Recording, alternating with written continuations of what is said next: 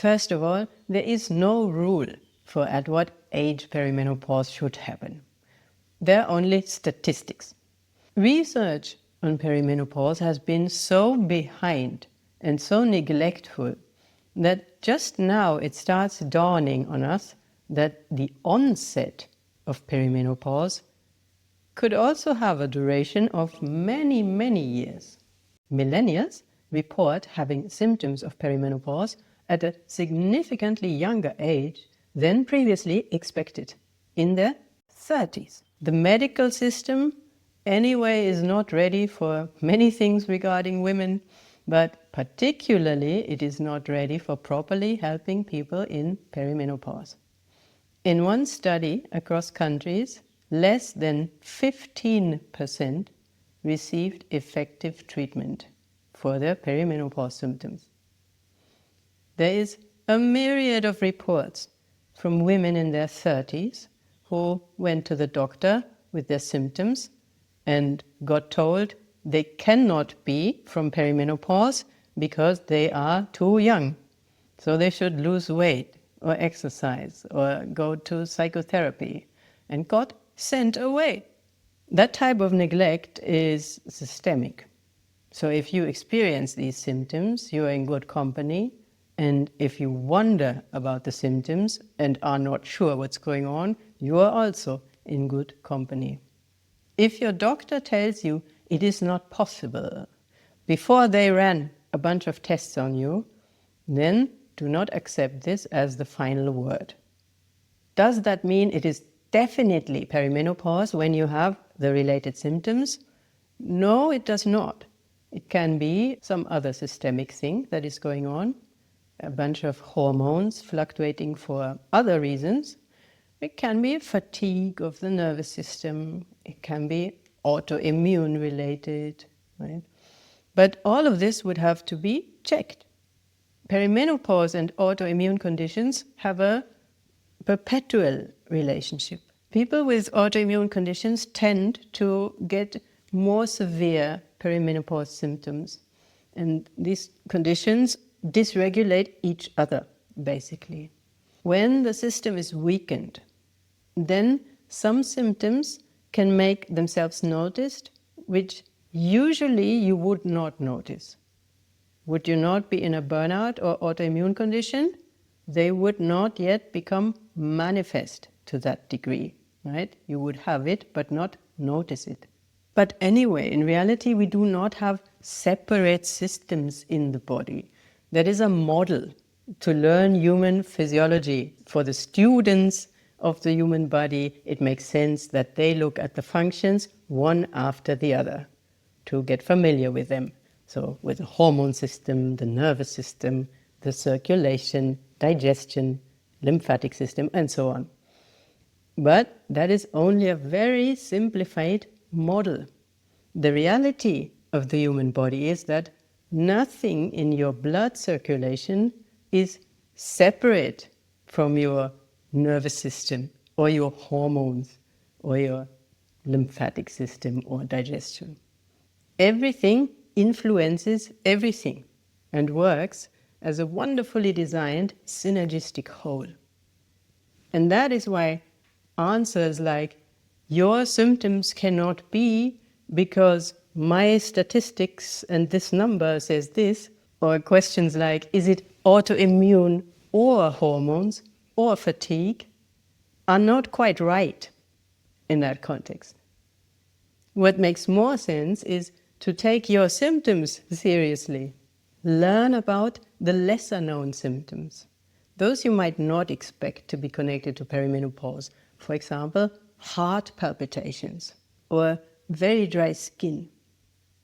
I'm not trying to scare you, not saying it is likely you will get all these things when perimenopause starts, and not at all. I'm saying surprising things are possible to occur that could point to perimenopause, but only if we know, of course, that they can also be symptoms. The best thing you can do anyway is to start regarding all symptoms that seem somewhat systemic as a symptom of a rhythm, a mechanism, a whole that is your body and your mind. Did you know that in many medical universities worldwide, menopause receives no dedicated curriculum at all? And that research shows that only about 7% of doctors, after having studied medicine, feel adequately prepared to treat it. Now, if your doctor is not particularly interested in that specific topic and are not specialized in it, and not on top of the latest research, especially after 2021, 2022, a cumulative body of research now is bubbling up that wildly contradicts so many of the prior teachings and thoughts and beliefs, and also best practices around perimenopause. If your doctor is not deeply into that, if they studied 20 years ago and perimenopause is not a topic they regularly read the latest research on, then there's a good chance they might not know. So make it your topic. Go to forums where medical professionals that are interested also are present, and people who are in perimenopause who present the research and explain the research. In forums, people also compare their experiences and symptoms and treatments. There are many such forums, and they're a wonderful place to start learning about yourself because of the large number of opinions and insights and also fact checks. If there's some nonsense or outlier, you will not fall for it because it will get called out, right, in a forum, but not on some hospital webpage or in a doctor's blog.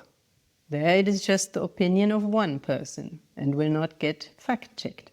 Research around perimenopause is basically just now evolving. Go to hubs where research and articles are discussed among people who are in the field and who want women to be better informed and receive better assistance. In many countries there are such forums run by NGOs, by non-profits, and also on Reddit there are some good forums with ongoing discourse, for example. Am I saying take what a random Reddit stranger tells you for better info than what your doctor tells you? No, I'm telling you what a mix of people who are highly invested discuss, who are doctors, scientists, and have personal experience. That is a good source of information. I can already hear doctors cry, "No, there's nothing worse than people who got their information and self-diagnosed from Facebook." And I agree. For one, I'm not talking about a random WhatsApp group or a Facebook page or some anti-science nonsense, right? I'm saying the opposite. Proper forums with legitimacy, latest science, policy, moderation, and medical professionals involved, and fact checks. WhatsApp is the opposite of fact checks. Secondly, it is not to self-diagnose. It is to read about other people's diverse diagnoses and what they experience, and to learn what diagnoses are there at all. If you have never heard, for example, that the symptoms of ADHD and Hashimoto's have a tendency to dramatically and very suddenly worsen in perimenopause, and your doctor is not telling you, then what do you expect people to do? It's good to learn about the mind, the body, and aging, about our own condition. It's good to stay involved in your own health management. You can regard that phase as taking back your power now, accepting that you may not get answers even from your doctor if you are one of the many people who are met with a shoulder shrug. And it's okay to grieve that lack of empathy, lack of care. But rest assured that there are many people who feel with you, who are in your shoes or were in your shoes and who are rooting for you right now. And rest assured that systemic issues usually can also be resolved. It's just that, unfortunately, you have to do the management work for this yourself. The sooner you can accept that difficult role, the better. Because if you hope somebody else will solve it for you and see you as a full person medically, while you don't get that type of energy from your current doctors, that would mean you keep losing time and energy. And actually, the younger you are when it starts, the better chance you have to keep more energy when you go through it. The difference between early 30s and early 50s is mainly energy. The whole body restructures. It is immense work for the body. When you learn to assist it in that, that will be very valuable for you for the rest of your life. I wish you all the best in this journey and smooth sailing.